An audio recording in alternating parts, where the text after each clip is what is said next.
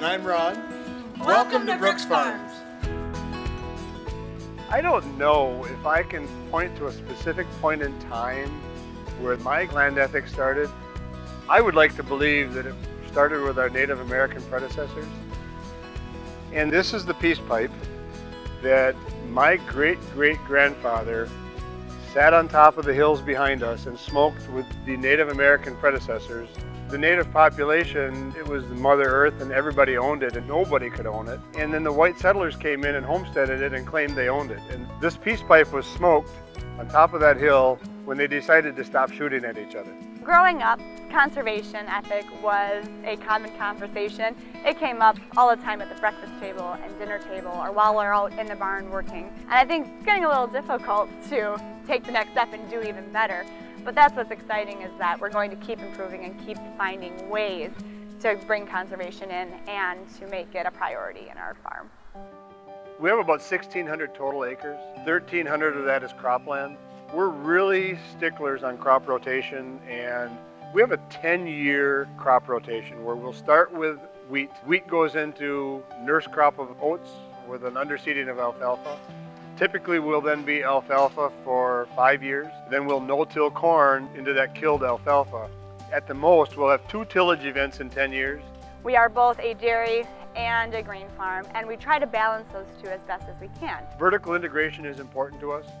Balancing our land base with our dairy base, that's kind of why we're expanding the dairy right now, is we're a little land heavy and a little cow short. We have the land base to not only feed our animals, but also fertilize our land from those animals as well. And that reduces our use of commercial fertilizers and any other nutrients that we need to apply for the land. There's a perception among consumers that bigger is bad, but in our case, bigger allows us to be better. There's an economy of scale that we have to approach. One of them is manure separation and putting in a wastewater treatment plant. We have to do a better job than we've been doing. Daily haul isn't the answer. Manure pit also isn't the answer. We, in the future, want to separate our water and our nutrients and be able to handle our nutrients as we do our commercial fertilizers as a variable rate applied product, and then use our water strictly as irrigation water. We're able to use the nutrients from our dairy to benefit our agronomy side and growing our own feed here on the farm. All those things wouldn't be possible at the size we were at. When we get to 500 or 1,000 cows, then those things become economically feasible. And it seems rather ironic that we have to get bigger to do a better job, but we truly do.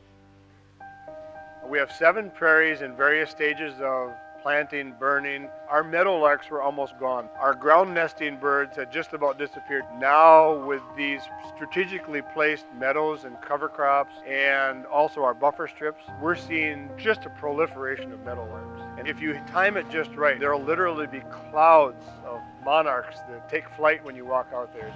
It's a sight to behold. Every growing season is an experiment. We're constantly winnowing and sifting new technology and new science. Not all of it's good, but not all of it's bad. And I can't imagine with the technology and the knowledge that Zoe and her generation have, the things that they're going to be able to accomplish with the base that we're giving them to work from. Our innovations all center back to how can we produce more using less. We're excited to bring new technology into our facility in the form of milk metering and measuring components of our milk. We're hoping one day to be able to separate certain components in milk, whether that's fat or protein, and be able to ship those separately to create cheese and other dairy products in a more sustainable way. Food is so intimate to people, and they should know where it comes from, how it's produced, and who's producing it. And we wanted to take that on and bring them here to show them how that quality product is produced and how we're caring for the environment and our animals while we do it. We're really excited to do a lot of public outreach with our dairy herd and allow people to come in and to show them at our increased cow size how we're doing that and how it's better for the environment. The really neat thing about the Brooks Farms is that you can literally stand anywhere on the farm and observe conservation practices that have been installed and adopted all around you.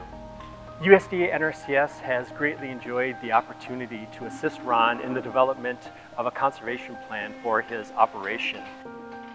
I think if Aldo Leopold were alive here today and on the Brooks Farm, he would definitely have to be impressed by the long-standing land ethic and conservation ethic that the Brooks have passed down from generation to generation. My goal is to remember where we came from and to tie that heritage in with our new ideas and innovation that we're bringing into the farm.